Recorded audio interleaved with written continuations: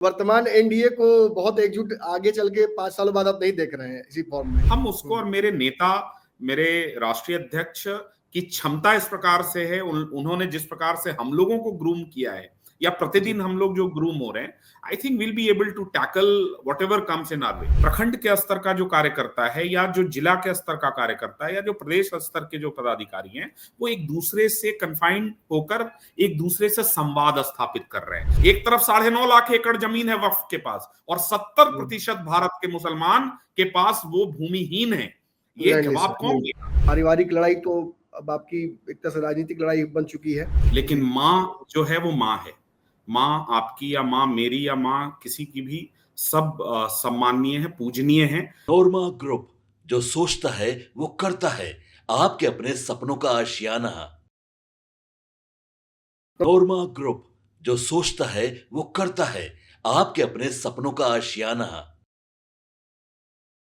और मैं ऐसा इसलिए कह रहा हूं नमन जी कि देखिए, मैं आंकड़ों में नहीं उलझाऊंगा आपको। आंकड़ा हम चाहे तो अगले 15-20 मिनट तक डिस्कस कर सकते हैं, लेकिन मैं और आप दोनों इसी बिहार में जन्म लिए हैं, और 90 का दशक हम लोगों के स्कूलिंग और कॉलेज का समय था। आप जरा याद करिए, बिहार से बाहर जो लोग रहते थे, उनसे जब पूछा जाता था कि आप कहां से हैं, तो बड़ी सहजता के साथ वो नहीं कहते थे कि बिहार से हैं, हम लोग कहते थे कि झारखंड से हैं, रांची से हैं। हाँ, ये जो भाव था, क्या आज वही भाव है बिहार में? नहीं, आज हम गर्व से कहते हैं। आप बिहार शायद माइग्रेशन और पलायन दोनों के अंतर को नहीं समझ पा रहा है। बार बार ये आता है पलायन और माइग्रेशन। देखिए, पलायन तब था जब बिहार में यहाँ के उद्योगपति, यहाँ के व्यवसायी, यहाँ के डॉक्टर, यहाँ के इंजीनियर, यहाँ पढ़ाने वाले, कोचिंग वाले, ये सारे लोग डर से रंगदारी टैक्स वसूला जाता था, कोचिंगों में फ्री एडमिशन कराया जाता था, नहीं देने पे बम पटक दिया जाता था। ये सारे लोग, आज कोटा क्या है? कोटा में पढ़ने वाले कौन है, पढ़ाने वाले कौन है? ये सारे बिहार के लोग हैं। लेकिन वो भय का वातावरण था कि बिहार से उठकर सारा कुछ जो है कोटा शिफ्ट हो गया।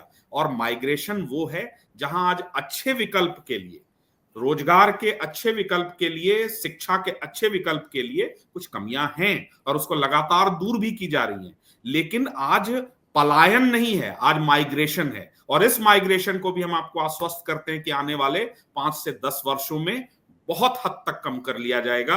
उद्योग में अच्छा काम हो रहा है, कृषि में अच्छा काम हो रहा है, बाकी के जो सेक्टर्स हैं, आप फूड प्रोसेसिंग की बात कर लीजिए। पहली बार हुआ है ना जब IIT IIM जैसा इंस्टीट्यूशन, मखाना बोर्ड का गठन, और जो है ऐसा इंस्टीट्यूट हमको बिहार को मिला है हमारे आदरणीय राष्ट्रीय अध्यक्ष जी के माध्यम से, जो देश में मात्र दूसरा इंस्टीट्यूट है, निफ्टम। तो आप बहुत सारे ऐसे आयाम हैं जिस पर लगातार काम हो रहा है। हम बाकी के आंकड़ों में नहीं जाना चाहते कि पर कैपिटा इनकम तब क्या था, अब क्या है, ग्रोथ का रेट तब क्या था, GDP तब क्या था, आज क्या है, इन सब पर हम नहीं जाएंगे। लेकिन बिहार को यह समझना पड़ेगा कि बिहार आज भी भयभीत है उस दौर से, कि कहीं वो दौर वापस ना आ जाए। और बिहार इस बार एनडीए 206 आया था 2010 में, आप देखिएगा कि 2025 के चुनाव में 225 का आंकड़ा टूटे, महाराष्ट्र का रिकॉर्ड हम तोड़ देंगे इस बार बिहार में। आखिरी सवाल है सौरभ भाई, उम्मीद है कि इसका भी जवाब आप अच्छे से दे ही दीजिएगा।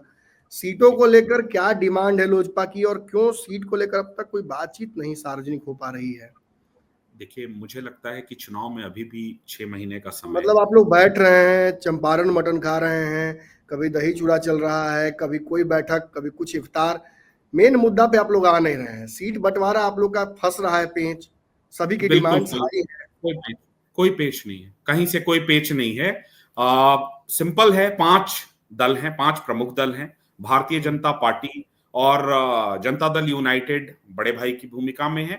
उपेंद्र जी, मेरा दल लोक जनशक्ति पार्टी रामविलास, और हम, ये 5 दल हैं। मुझे ऐसा लगता है कि गठबंधन के अंदर एक बार जब बैठकर समग्र चर्चा हो जाएगी, तो सबसे पहले मीडिया के सामने आकर हम लोग अपनी बात रखेंगे। और एक लाइन और इसमें ऐड कर देता हूं कि मेरे नेता ने हाल ही में, मेरे राष्ट्रीय अध्यक्ष आदरणीय चिराग पासवान जी ने हाल ही में एक निजी चैनल को दिए हुए इंटरव्यू में कहा कि हम जैसी सीटें लड़ना चाहते हैं वैसी ही लड़ेंगे, और जितनी सीटें लड़ना चाहते हैं उतने पर ही लड़ेंगे। मुझे लगता है कि ये 2 लाइन अपने आप में सब कुछ, सारी कहानी को बयान कर देता है कि मेरे नेता का मान सम्मान, मेरे दल का मान सम्मान, या एनडीए में जितने भी दल हैं उन सबका मान सम्मान एक दूसरे के लिए सहज है, परस्पर है, और कहीं से कोई कंफ्यूजन एनडीए में नहीं है। प्रॉब्लम वहां है जहां आप ध्यान नहीं दे रहे हैं नमन जी। 35 वर्ष में पहली बार कांग्रेस आरजेडी को आंख दिखा रही है। इफ्तार पार्टी में नहीं गए, प्रभारी आकर कहते हैं कि अभी चेहरा फाइनल नहीं हुआ है, कौन मुख्यमंत्री होगा बिहार में। कैसे मान लेंगे तेजस्वी यादव मुख्यमंत्री होंगे? आप देखिए कि पटना यूनिवर्सिटी के चुनाव में अध्यक्ष के लिए कांग्रेस को समर्थन कौन दे रहा है? जनसुराज दे रहा है। जनसुराज ने अध्यक्ष पद पर एनएसयूआई को समर्थन दिया है। ये जो खिचड़ी पक रही है, ये क्या होगा अगर कांग्रेस अलग लड़ती है? पहले तो ये क्लियर कर देना कि ये आपस में तथाकथित महागठबंधन वो एक साथ है या नहीं है। कांग्रेस और राजद साथ चुनाव लड़ रही है या नहीं है। कांग्रेस क्या तेजस्वी यादव को अपना चेहरा मानती है या नहीं मानती है? ये प्रश्न मैं आपके माध्यम से बिहार के 14 करोड़ गठबंधन बनाए रखने के लिए कुछ कुर्बानी दीजिएगा ना आप लोग, अगर मान लीजिए पेच फंसता है कहीं तो। कौन सा पेच? किस बात का पेच? कोई यहाँ पेच ही नहीं है। अब आप देखिए, जो नया छत बनता है ना वो स्क्रूलेस होता है, वो पेचलेस होता है।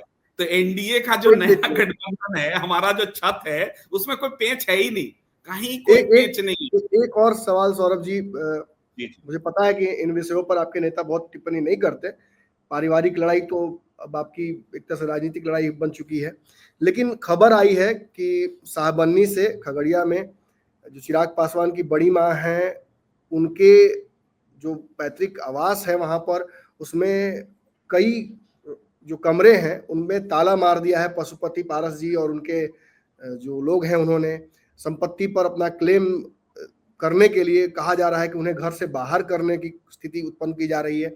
कई बार हमने देखा है कि सार्वजनिक मंचों पर जब आते हैं चिराग पासवान तो अपनी दोनों माताओं में कोई अंतर नहीं दिखाते हैं, वो एहसास कराते हैं कि दोनों एक ही हैं। इस मुद्दे पर क्या चिराग पासवान एक बेटे के तौर पर इस पूरी घटना का भर्त्सना करेंगे, इसके खिलाफ बोलेंगे? देखिए नमन जी, ये बड़ा संवेदनशील विषय है, मुझे इसकी बहुत विस्तृत जानकारी नहीं है, लेकिन माँ जो है वो माँ है। माँ आपकी या माँ मेरी या माँ किसी की भी, सब सम्माननीय है, पूजनीय है। तो मेरा ऐसा मानना है कि अगर इस प्रकार का कोई विषय है तो ये पारिवारिक विषय है, ये कोई राजनीतिक विषय नहीं है जिस पर पार्टी के एक अधिकृत प्रवक्ता के रूप में मैं कोई टिप्पणी करूं। मेरा ऐसा मानना है कि जब ये विषय आएगा मेरे नेता, मेरे आदरणीय राष्ट्रीय अध्यक्ष जी के समक्ष, वो स्वयं इस पर आपको टिप्पणी देंगे। मुझे नहीं लगता है कि सॉल्व होगा। नहीं, of course, I mean it's not a political subject which we should comment upon. बहुत बहुत धन्यवाद सौरभ भाई, आपने बहुत सारे विषयों पर बहुत बेबाकी से जवाब दिया और दर्शकों को मुझे लगता है कि बहुत क्लैरिटी हुई होगी। निश्चित ही कई और सवाल भी जहन में है, लेकिन चूंकि बहुत लंबा हमने चर्चा कर लिया, बिल्कुल आगे भी चर्चा करेंगे और उम्मीद है उसी साफगोई से आप फिर बात हमसे करते रहेंगे। बहुत बहुत धन्यवाद आज की। आपके सपनों को हमने सजाया है, ई होम्स पैनोरामा को हमने बनाया है। ई होम्स मेरा एक सपना था जिस पे मैं पिछले 4 साल से काम कर रहा था। हमने जो बनाया है वो सबने है माना। ई होम्स पैनोरामा में हो आपका भी आशियाना। और फाइनली हमने 2021 में इस प्रोजेक्ट को लॉन्च किया। बहुत लोग अप्रिशिएट कर रहे हैं कि पूर्णिया जैसे शहर में, बिहार के, एक तो बिहार की बात करें उसमें भी पूर्णिया जैसे छोटे जगह में इस तरह का लाइफस्टाइल देना, ये सुन के हम लोगों को बहुत अच्छा लगता है।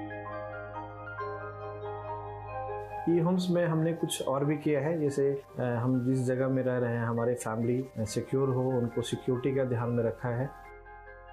आपकी सुविधा और सुरक्षा आपके लिए खास है, ये आपका विश्वास है। इसमें आर्टिफिशियल इंटेलिजेंस का 7 लेयर सिक्योरिटी का हमने इस्तेमाल किया है। लस ग्रीन कैंपस को बनाया है, यदि हमारा बाउंड्री वाल है तो वो वर्टिकल गार्डन है। ये जितनी भी फैसिलिटी होता है एक इंटरनेशनल टाउनशिप में ई होम्स है, ये हम लोग विश्वास नहीं कर पा रहे हैं। जो भी हमारे मित्र दोस्त या जो भी हमारे बाहर के बाहर आते हैं तो हम लोगों को बहुत अच्छा सुनने को मिलता है और बहुत अच्छा क्रेडिट मिल रहा है। वो सारा हमने सिर्फ एक बिल्डिंग नहीं बनाया, हमें एक बहुत अच्छा लाइफस्टाइल दिया ई होम्स में, और मेरा एक सपना था जिसको मैं आज फुलफिल होते हुए देख पा रहा हूँ। ये आपका आवास है। ई होम्स पैनोरामा में अब आपका निवास है। E Homes Panorama, luxurious lifestyle redefined. Panorama group जो सोचता है वो करता है। अगर ये वीडियो पसंद आई और वह बिहार के राजनीति और बिहारियत से सरोकार रखेनी तो सब्सक्राइब बटन दबा के चैनल के सब्सक्राइब कर ली। ओजे एगो घंटी बा, ओकरा बटन दबा देला से कुल सटीक और मारक खबर रुआ मुफ्त में मिल जाई। अगर रुआ पत्रकारिता के हमनी के नया प्रयोग में सहयोग कर चाहतानी तो ज्वाइन बटन दबा दी। पेटीएम नंबर नोट कर ली 9386816700।